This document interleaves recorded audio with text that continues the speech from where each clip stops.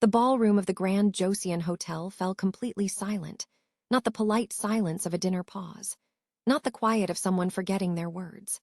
This was the silence of 300 people watching a man's entire world fold inward like wet paper. Quay Mensah stood at the center of the room, his glass of aged Macchiali tilted at a dangerous angle, the milky liquid trembling but not yet spilling. His face had gone the color of harmattan dust. His new girlfriend, Celestine Dubois, in her backless scarlet hanbok gown fusion that had cost more than most people's monthly rent, had taken 2 steps away from him. Just 2. But in that ballroom, it felt like crossing an ocean. The woman at the podium adjusted the microphone. She wore deep indigo. No jewelry except a single thin bracelet of brushed gold. Her locks were pinned back simply, framing a face that was unhurried and unreadable. She looked like she had been sleeping well for months. She looked like a woman who had been waiting. "Those of you who don't recognize me," she said, her voice carrying the room without effort, "my name is Adaeze Mensah-Yoon, and as of 48 hours ago, I am the sole owner of Asant Jail Capital." Another beat of silence. Then, from somewhere near the back, a single person began to clap. "If this is already pulling you in, stay with us because this story is only getting started." Like this video, drop a comment telling us what you think is about to happen, and subscribe so you never miss a story like this one. How did we get here? Let's go back. Because this story, like all stories about power, didn't start in a ballroom.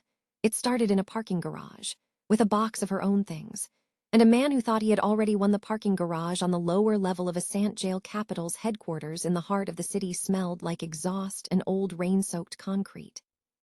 Adaeze Mensah-Yoon had been in that building for 6 years. She knew the security guard's mother's name, Halimatu, recovering from a hip surgery that had taken longer than anyone expected. She knew which floor's printer jammed every Thursday morning without fail.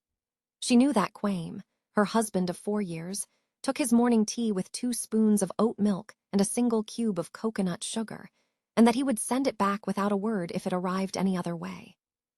She had learned all of these things because that is what people like Adaeze did. They paid attention. They remembered. They were the invisible architecture that held everything upright. And now she was standing next to a deep bronze SUV, her car, purchased with her own savings long before the marriage, holding a cardboard box. It contained a small hand-painted clay pot her mother had brought from Accra, a framed photograph of her late grandmother sitting under a neem tree, a black Steetler pen she had carried since her postgraduate years in Seoul, and a manila folder of personal notes accumulated over 6 years of quiet, meticulous observation. That was it. 6 years distilled into one cardboard box. Don't react, she told herself. Not here. Not where there are cameras. She placed the box in the boot of the car. Carefully, like it mattered, because it did, her phone buzzed. A text from Quaim. "HR paperwork will be ready by Thursday. Make sure you don't take anything that belongs to the company." She stared at that message for 11 seconds. He hadn't written, "I'm sorry." He hadn't written, "Are you okay?" He had written about HR paperwork. Adaeze slid her phone into the pocket of her coat, got into the car, started the engine, and drove out of the garage with both hands precisely at 10 and 2. She did not cry until she was 3 blocks away. But even then, even as the tears ran silently down her face, her mind was already moving. Already counting she had met Quaim Asant at a Lagos Seoul bilateral investment forum 5 years before the marriage. He was 35, the ambitious heir apparent of his father's Ghanaian Korean investment capital firm, a company his father had built over 2 decades by bridging West African resource markets with East Asian capital networks. Quaim had the posture of a man who had never been told no, and the charm of one who had learned to make no feel like a personal failing in whoever dared to say it. Adaeze was 32. She was quietly successful in ways that didn't announce themselves at cocktail parties. She had spent 5 years building a boutique financial advisory practice out of Accra that specialized in cross-continental investment, structuring, small, selective, and consistently outperforming larger competitors. She had recently sold a majority stake in that practice to a private equity group called Sero Partners while retaining silent ownership of 30%. She did not tell Quaim this on the first date, or the second, or the 15th. Because Adaeze had grown up the daughter of Adaeze Mensah, a woman who had spent her working years managing the household accounts of wealthy families in Accra while quietly raising a daughter who would one day manage far larger sums. And Abina had told her, more than once, usually over a pot of groundnut soup that smelled like Sunday. Never let a man know the depth of your river before you know the direction of his current. So she waited, and Quaim showed her. Slowly, the way all revealing things reveal themselves, not in dramatic declarations, but in small, accumulated moments that most people write off as nothing.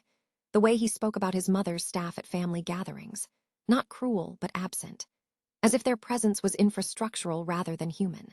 The way he introduced Adaeze at firm events. This is Adaeze. She does some financial consulting.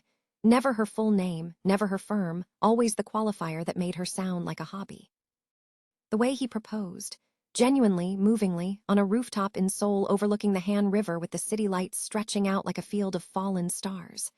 She had said yes with full knowledge that the man kneeling before her had a fundamental flaw. He categorized people. He sorted the world into those who were useful, those who were decorative, and those who were invisible. She loved him anyway. That is the part she would later forgive herself for, because love is not stupidity. Love is generosity extended before the evidence is complete. After the wedding, the architecture of her invisibility was constructed quietly, one brick at a time. She came to work at a Sant jail as a senior investment strategist. Her credentials more than justified the position. Within 6 months, her ideas were being presented in board meetings under Quaim's framing. Not viciously, at first. Habitually. Adaeze and I have been analyzing, would become, my analysis suggests, within the same quarter. She was moved from a window office overlooking the city to an interior room with frosted glass, because the better office had been reassigned to a new hire, a man with considerably less experience and a university connection to Quaim's senior partner. She did not fight any of it. She documented all of it. She opened an encrypted folder on a private cloud account registered under a name that had never appeared in any document connected to Quaim Asant. She labeled it one word, Sudan, patience.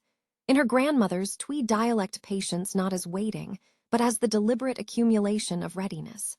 Celestine Dubois entered the orbit of Asant jail capital as a client referral. She was 37. The daughter of a Cameroonian diplomat who had died leaving behind a name with considerable social currency and an estate that was considerably less substantial than the name suggested. Celestine had spent the years since building a persona of extraordinary craftsmanship, a curated social presence that communicated effortless affluence, memberships in Seoul's most exclusive international social clubs, and a serviced apartment in Gangnam that she maintained through a favorable arrangement with a property developer who had once owed her father a professional courtesy. She looked like money. She performed money with the commitment of someone who had studied the performance since childhood. What she did not have were assets, not real ones, not the documented, auditable kind.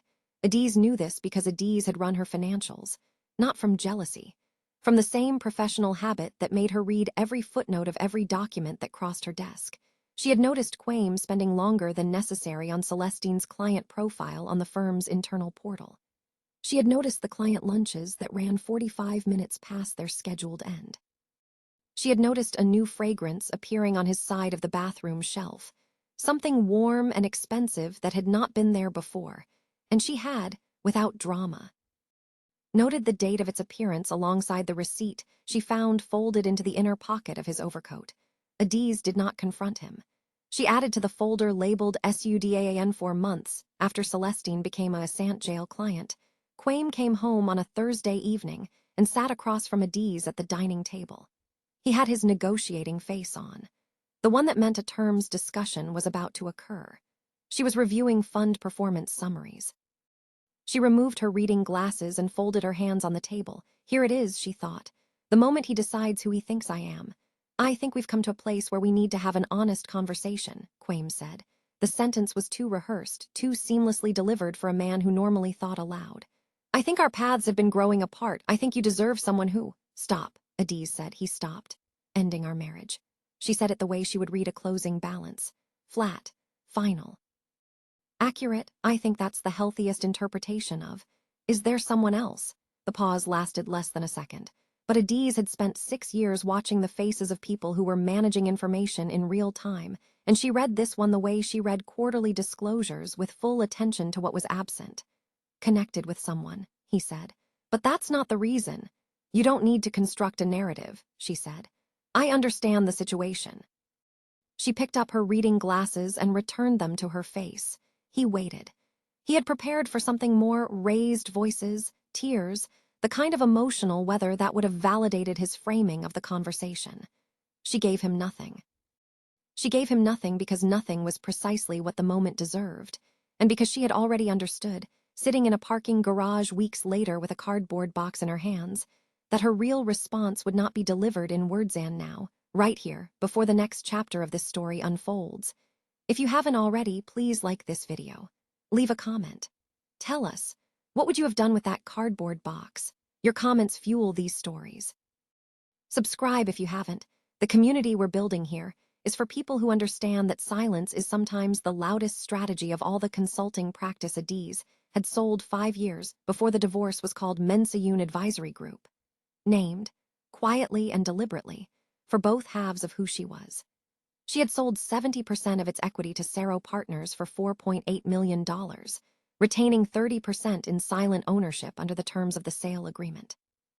What she had told no one within the social and professional world of Asant Jail was what happened to Saro Partners in the 3 years following that acquisition. Saro Partners was absorbed into a regional holding structure called Meridian Blue Capital. Meridian Blue was subsequently restructured, and its assets consolidated into a new cross-continental investment vehicle. That vehicle, through a precisely sequenced series of mergers, strategic reinvestments, and one spectacularly timed short position in a collapsing logistics sector that Adaeze had quietly advised on through her retained consultancy agreement, had grown at a rate that would have made the Asant Jail board sit forward in their chairs. Adaeze's original retained equity, through the chain of events, had translated into a 13.2% position in a mid-market Pan-African Korean investment fund valued at approximately $360 million. Her personal share, somewhere in the region of $47 million. She held this position in the name of a trust she had established quietly and without fanfare. She called it the Abina Trust, after her mother's first name. The woman who had managed other families' money for decades while building something of her own inside the margins of her own life. No document linking the Abina Trust to Adaeze Mensah, wife of Kwame Asant, existed in any registry that his legal team had ever thought to search. The law firm she retained 72 hours after Kwame's kitchen table conversation, Park, Osai and Lindqvist, a cross-border corporate and family law practice with offices in Seoul, Accra, and Lagos, reviewed the trust structure and confirmed what Adaeze already knew. It was, as her lead attorney Ms. Park put it, constructed with what she called almost unreasonable precision. Her name was Jae-young Ama Sarpong. She was 28 years old, the daughter of a Ghanaian father and a Korean mother, raised in the narrow, productive space between two cultures that each had something to teach, and neither was always willing to learn from the other. She held a master's degree in financial engineering from KAIST and moved through the world with a stillness that most people mistook for shyness until she opened her mouth in a professional setting, at which point they recalibrated quickly. She had worked for Adaeze for 3 years as her primary financial and operational assistant, the living interface between Adaeze's quietly substantial holdings and the world that did not yet know those holdings existed. Jae-young wore sensible, understated clothing at Adaeze's instruction. She drove a modest car. She lived in a clean, reasonably priced apartment in a building that communicated nothing beyond practicality. At events, she introduced herself as Adaeze's assistant, which was accurate. It simply did not capture the full picture, which was intentional. It was Jae-young who first mapped the full shape of Celestine Dubois' financial fragility. She has no real liquidity, Jae-young reported, sitting across from Adaeze in a quiet corner of a cafe in Insadong 2 weeks after Kwame had moved out. Jae-young was eating a piece of hotteok with the focused attention of someone who had allocated specific time to enjoying it before returning to business. Apartment in Gangnam, Adaeze asked. Serviced lease, 42 months remaining on a deal that was structured as a personal favor. The car is balloon financed. The club memberships are maintained through a stylist-influencer arrangement. She provides social visibility. They provide access. Jae-young looked up. Her father left her approximately $900,000 in convertible assets. She has liquidated approximately $830,000 over 38 months. Adaeze turned her teacup on its saucer. Once. A small, deliberate rotation. So Quame had exchanged a woman who had quietly built $47 million, she thought, for a woman who was in the final stage of spending her way through someone else's legacy. She did not say this aloud. She said, "Has she made any formal approaches to Quame regarding access to the firm's capital or client network?" Jae-young permitted herself the smallest possible version of a smile. "There's an email thread. 4 messages. Subject line, collaborative investment opportunities preliminary discussion." "Of course there is. Keep monitoring," Adaeze said. "Already ongoing," Jae-young replied, and returned her full attention to the haughtyok. The divorce filings were, by design, unremarkable. Attorney Park filed documents that were measured, reasonable in appearance, and carefully constructed to communicate one thing to Quame's legal team: that Adaeze was asking for a fair division of marital assets and nothing more confrontational than that. Quame's attorneys reviewed the filings, reported back to their client that the process appeared uncomplicated, and Quame was satisfied. He was playing a familiar game at a level he understood. He was not aware that the board had changed. What Park had filed was a procedural document whose true function was not resolution, but disclosure. The filings obligated Quame to submit a complete financial statement, all accounts, all instruments, all equity positions held under any personal or corporate name in which he maintained an interest. Quame's disclosure arrived 11 days later. It was incomplete in one specific and significant way.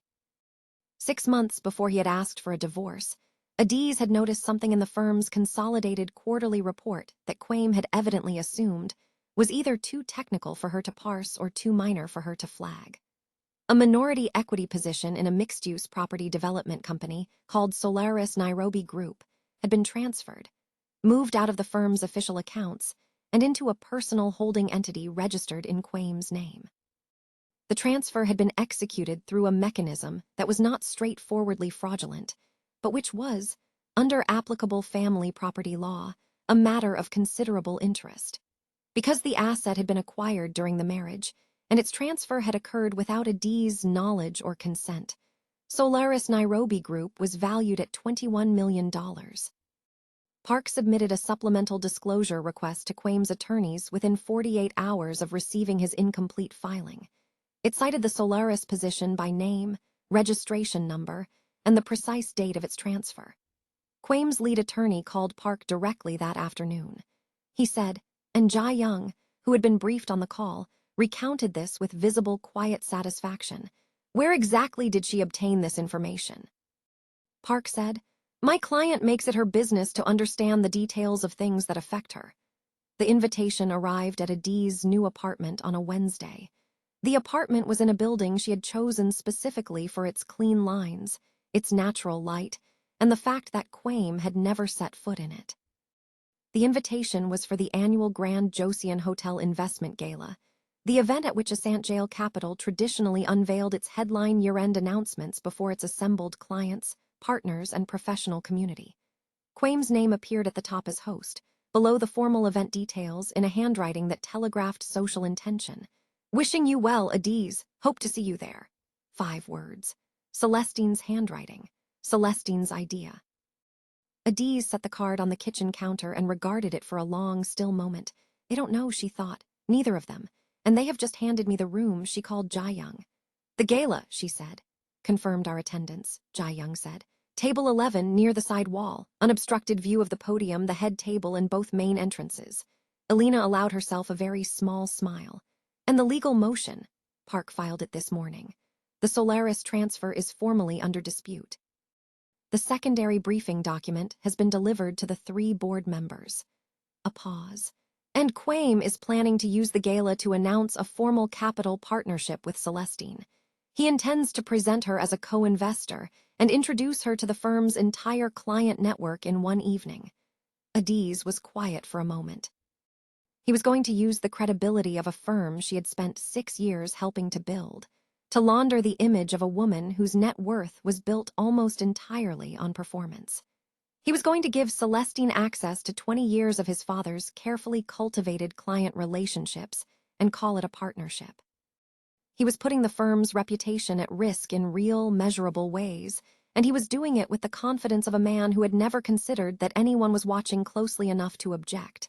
He's exposed the firm, Adaeze said. Thoroughly, Jae-young agreed. Adaeze turned the invitation over in her hand once. Jae-young, she said. Yes, what are you planning to wear? A pause. Then, with the tone of someone who has just accepted an assignment that is going to require extraordinary footwear. You're going to need me to stand at that podium, aren't you? You've been ready for it for 3 years, Adaeze said. I'm going to need something appropriate. The budget is already in your account, Adaeze said. I sent it an hour ago. Asant Jail Capital's board had 9 members. 3 of them, Nana Ama Botang, Dr. Seun Fatahansi, and Junho Kwak, had been appointed during the firm's expansion phase, when Kwame's father, the founding patriarch, was still actively directing governance before stepping into emeritus status. They were the old guard, and they were not Kwame's appointments.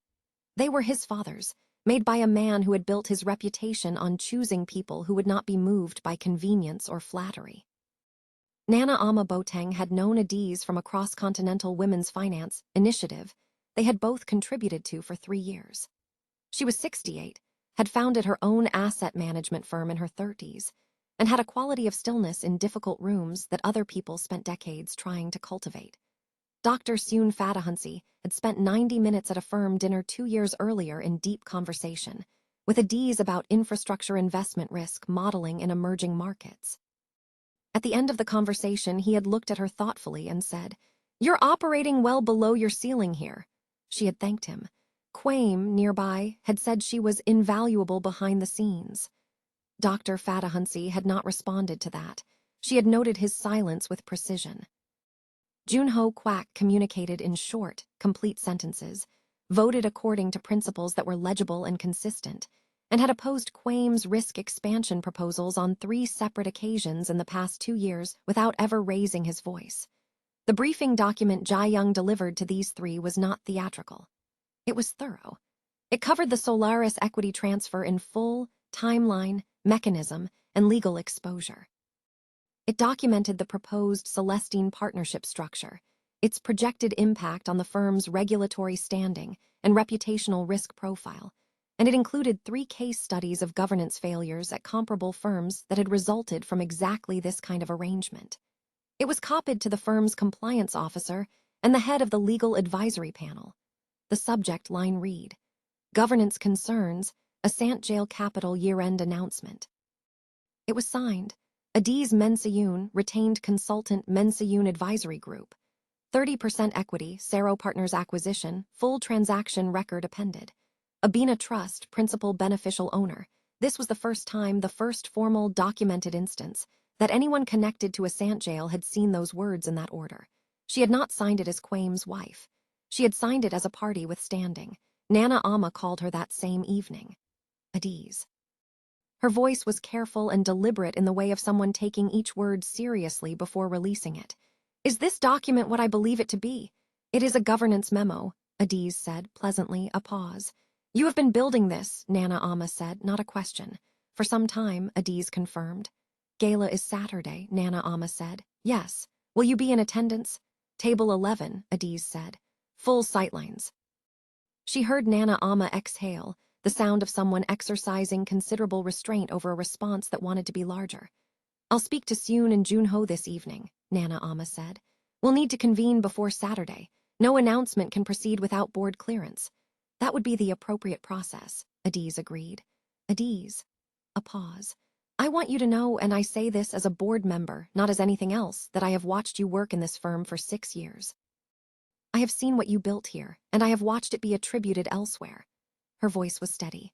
That was wrong, and I should have said so sooner. Adaeze was alone in her apartment when she heard those words. She sat with them for a moment, not in triumph, not in bitterness, but in the quiet, complicated feeling of being finally, accurately seen. Thank you, Nana Ama, she said. That means more than you know. The night before the gala, Adaeze sat at her desk with the encrypted folder open on her screen. She had labeled it SUUDAN. It was now 912 files. 6 years of careful, patient accumulation, meeting notes where her contributions were present but her name was absent, Email threads where ideas she had voiced appeared later in Quame's correspondence as his own insights. Financial records, receipts, the Celestine email thread, the Solaris transfer documentation, the gap in his disclosure as readable as a sentence with a word torn out of its center. She scrolled through it. Not searching, just witnessing. Here is what patience looks like when it has been applied with full intention for 6 years. Here is what a woman looks like when she has decided not to react, but to respond, and has been preparing her response with the care of someone who understands that timing is everything. She closed the folder. She opened her browser and pulled up a listing she had been returning to for 4 months. A farm property in the hills outside Kumasi, red earth, mango trees, and a small structure that had good bones and wanted attention. Her mother had always talked about returning to land, about growing something with her own hands after decades of tending other people's households. Rosa had never had the chance. Adaeze bookmarked the listing. She closed the laptop. She went to bed before 11 and slept deeply and without interruption.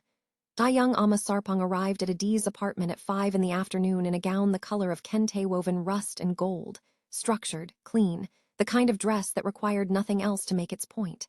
She stood in the doorway, and for a moment Adaeze simply looked at her. "You look entirely like yourself," Adaeze said. "Good," Dayoung said. "I've been practicing not looking like someone's assistant for the occasion."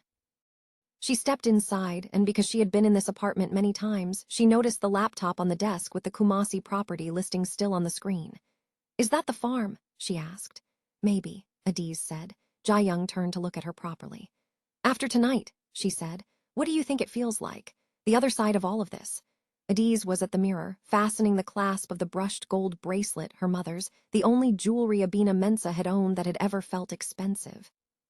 She looked at her own reflection for a moment before answering. "Still," she said. "I think it feels very still."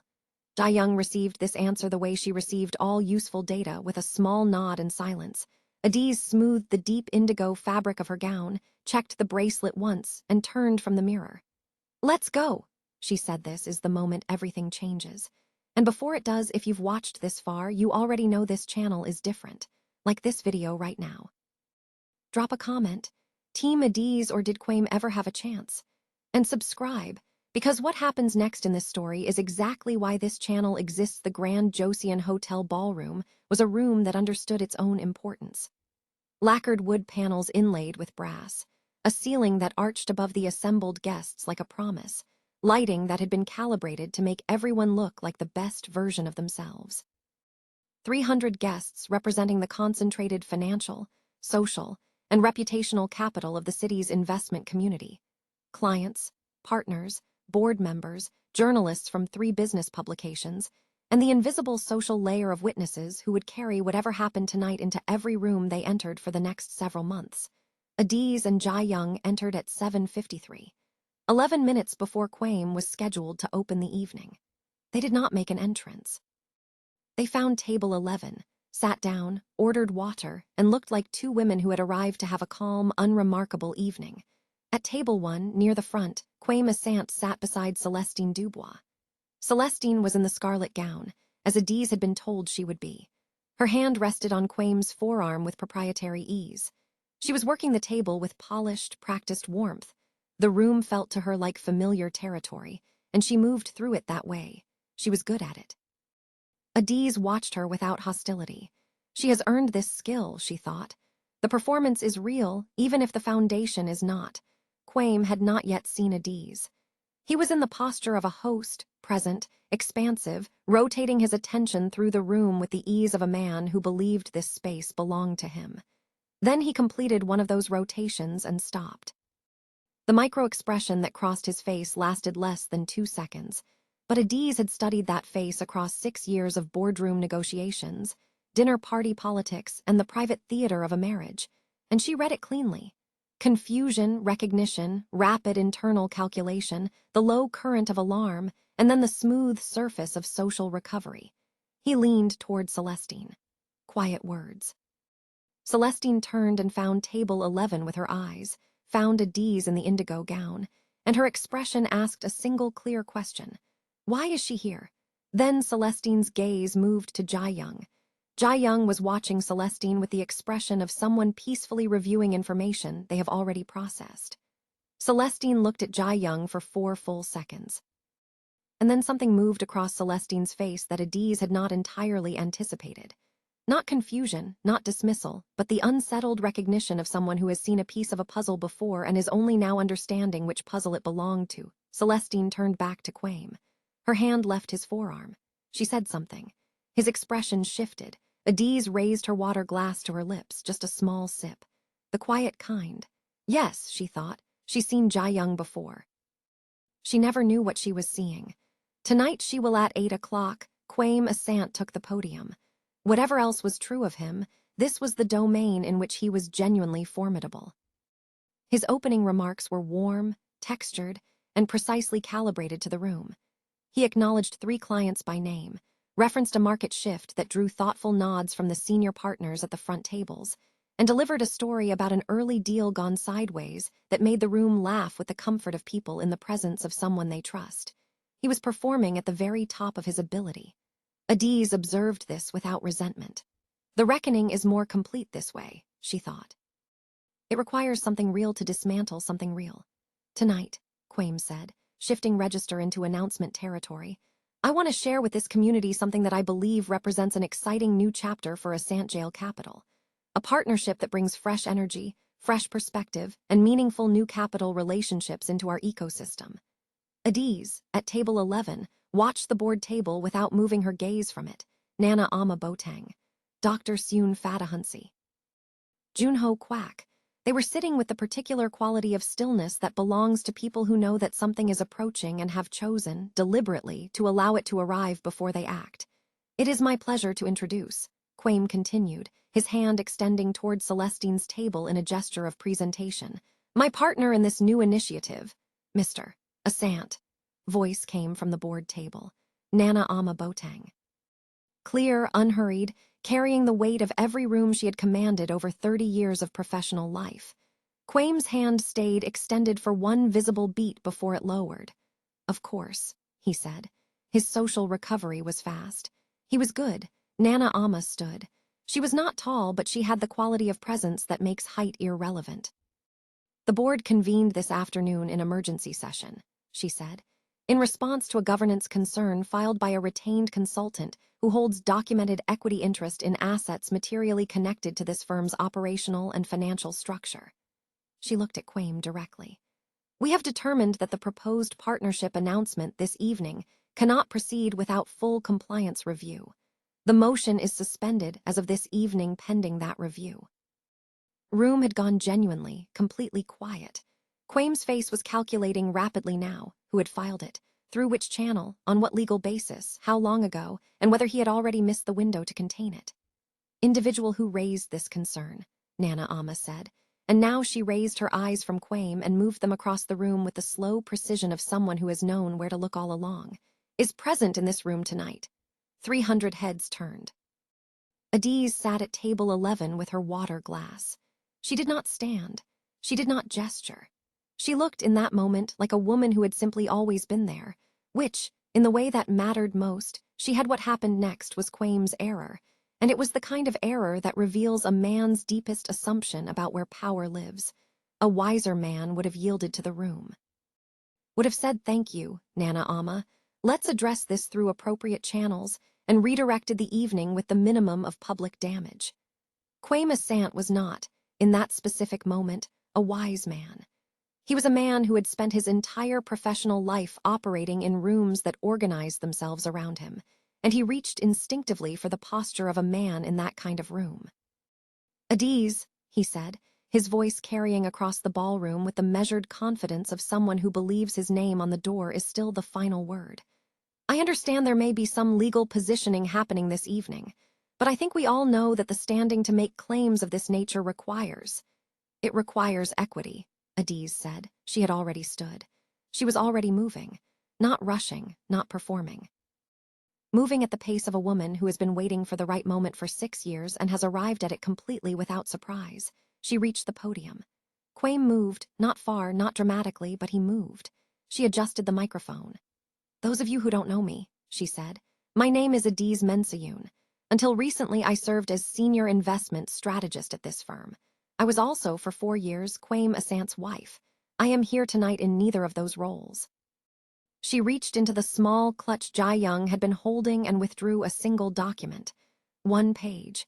She placed it on the podium surface. As of 48 hours ago, she said, following the legal conclusion of the governance proceedings initiated by the complaint submitted to this board, and the recovery of the Solaris Nairobi Group equity interest, ruled a marital asset under applicable property law and recoverable in full. I have exercised my equity position in the Abina Trust to complete the acquisition of a 51% controlling interest in Asant Jail Capital. She looked up, and her eyes moved evenly across the room. My name is Adaeze Mensah-Yoon, and as of 48 hours ago, I am the majority owner of Asant Jail Capital. The applause started at the back of the room.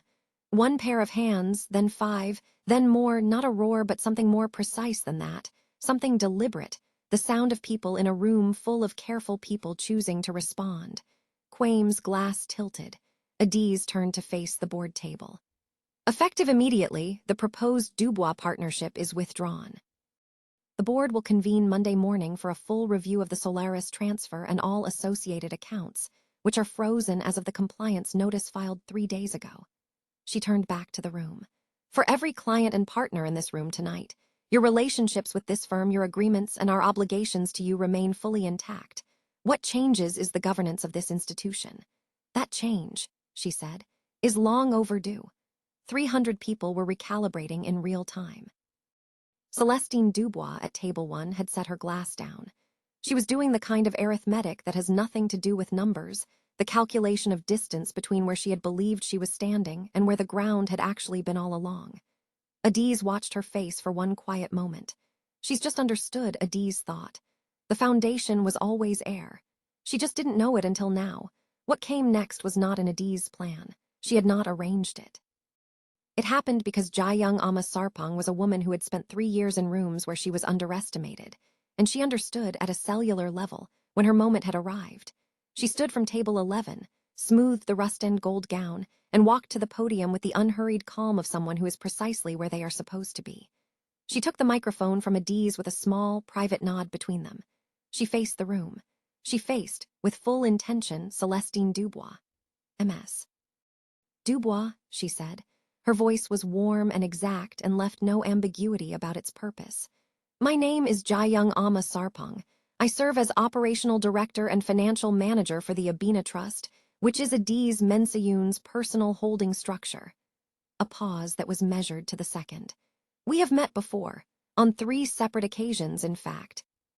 The first was at a private members' reception at the Hanok Cultural Club, where I was introduced to you as Adaeze's assistant, which is one accurate description of my role, while Adaeze was in a separate conversation, finalizing the last stage of the Sero Partners equity acquisition. Celestine was very still. The second occasion was a dinner you attended with Mr. Asant, approximately 7 months ago, where I was again present in a support capacity. You asked me at that dinner whether Adaeze had family money. Jae-young's voice was consistent and pleasant and entirely without cruelty. I told you that Adaeze had always been very intentional with money. That was the most accurate thing I could say without saying more than I had been asked to share. She replaced the microphone. She smoothed her gown. She walked back to table 11, sat down, and returned to her water with the composure of a woman who has delivered a precisely assembled truth and requires nothing further from the room. 300 people were very quiet. Celestine Dubois, across the ballroom, had the expression of someone who has just understood the architecture of a room they have been standing in the entire time, and realized they were never in the room they thought they were in. What happened in the corridor, outside the ballroom, was not a scene. It was something quieter, and in its own way, more consequential than everything that had taken place inside. Adaeze had stepped out for water, plain, still water, not the kind that comes in crystal, and Kwame had followed her. He closed the door behind him. The corridor was paneled in pale timber and lit by recessed light. His collar was open. His face had released whatever it had been holding up all evening, and what remained was the face of a man who was simply, finally, out of positions to take. Adaeze, he said. She looked at him without moving. You could have told me, he said. The words came slowly, like a man reconstructing something from the rubble of an evening. At any point, the trust, the equity, everything, you could have just told me. She considered this honestly. I could have, she said. Then why didn't you? Because, she said, and her voice was not hard, it was simply true. I needed to know who you were when you believed I had nothing, not who you were when you knew what I had. She held his gaze steadily. And you showed me clearly. He had no answer to this. You dissolved our marriage at a dining table with a speech you had rehearsed, she said. You had me removed from a building I had spent 6 years building alongside you, with a box of my personal belongings and a text message about administrative paperwork. She did not raise her voice. You brought a woman with no real financials standing into your professional network and positioned her to access your clients under the name of a firm that your father spent 20 years building, and you believed I would either not notice or not be in a position to respond. She straightened the bracelet on her wrist. Quaim, I have always been in a position to respond. I was choosing the right time. He looked at her for a long moment. He was, she knew, a capable man.